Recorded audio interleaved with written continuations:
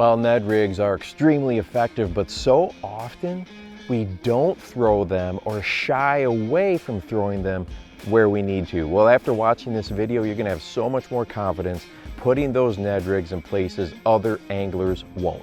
Now in this video, I'm going to be going back and forth between a traditional Ned rig setup with a standard Ned rig jig head, try saying that fast a few times, and then what is known as a jig rig, or it looks like a very, very small Jika rig. And I've done videos on this setup in the past, but in reality, it is a saltwater setup for rock fish, and it's made by Veravas. I'm not sponsored by them. I just really love using this particular setup. So these are the two different setups or rigs that I'm going to be using when talking about throwing these Ned rigs in some more challenging places. Now, when the Ned rig was first developed, it was used in the highland reservoirs of the Ozarks.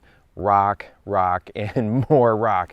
These lakes are just rock from one end to the other, and a Ned rig shines in those situations. Well, as this lure has spread throughout the country, this technique over the last several, decades, anglers are more comfortable using it in a variety of situations. And I'm going to talk specifically about around wood and in vegetation. And you may be thinking right away, Steve, you're nuts. I am not throwing that thing around wood at all. Well, that is one area where I've caught so many bass using this tiny little plastic. Now, around wood is when I'm going to switch to that jig rig setup, because the hook is completely weedless, and using that ElasTech tiny little lure like that TRD type of a lure, it still stands up straight. We get all the benefits of the traditional Ned rig without that exposed hook. Now, I'm still using spinning gear, and I'm using braid to a leader. I'm probably going to step up the weight of my leader just a little bit because I'm in and around that wood.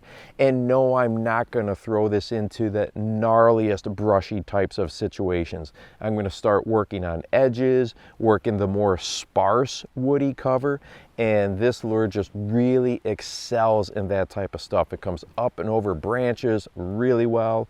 It just does not get hung up that often when we're using it in and around the wood. Now, getting the fish out of there obviously is going to be a little bit more of a challenge. We don't want them to run on us. So that's where line watching, paying attention to what's going on, is so critically important. As soon as we get that bite, maintain that pressure, apply that pressure, get their head turned and coming out to the boat or out to you on the shoreline away from that wood as quick as possible without horsing them. And you may be thinking, well, how do I know when to use this jig rig or Ned rigs type of a setup in the wood? Well, I'm going to try to fish wood usually with your traditional Texas rigs or jigs first, right? That's what I'm going to do most of the time. Comes through that type of cover so well. But if I'm not getting bit, or I'm getting very few bites, or the bites are just extremely subtle and not what I would hope that they would be, that's when that jig, that's when that Texas rig is getting set down, and I'm picking up my spinning gear with this tiny little jig rig on it. And so often, the nice part about it, when you're in and around wood cover or around that sparse brush, when that tiny little lure drops in there, they usually hit it right away. This is not something that you have to soak it in there for a long period of time.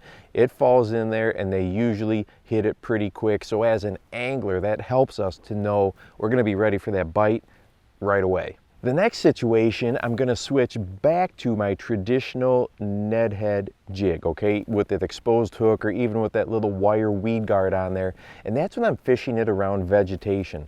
So often we shy away from putting Ned rigs in the vegetation because it seems like it gets hung up all the time. Well, I'm going to refer back to many of my Minnesota friends and fishing a jig worm. Well, where they will put a finesse worm on a jig head with an exposed hook and let it snag up on that vegetation and just shake it slightly. And either the bass will literally come up and pull it off of there, or when you snap it, you're going to get that reaction strike. They've been fishing a jig worm up there in Minnesota in these heavily vegetated lakes for so many years. Well, we can apply that same concept around the country. So let that Ned head go ahead and fall into that vegetation, and if it gets stuck in there, Don't panic. Go ahead and just let it vibrate, shake it just the tiniest bit, draw that attention to the fish, and then after a while, go ahead and snap it free. And you're gonna find that you're gonna catch fish out of vegetation that maybe other anglers, they're just not getting the bites. Now, the key, as with all bass fishing, is identifying high percentage areas. And if we're using these little jig rigs or using this tiny little Ned rig, covering water can be a challenge, right? It's not the fastest of presentations. So you can either use a different type of a search bait to try to get some sort of clue, a blow up or a follow or the smallest bite, whatever it might be, or even see signs of other life in and around an area.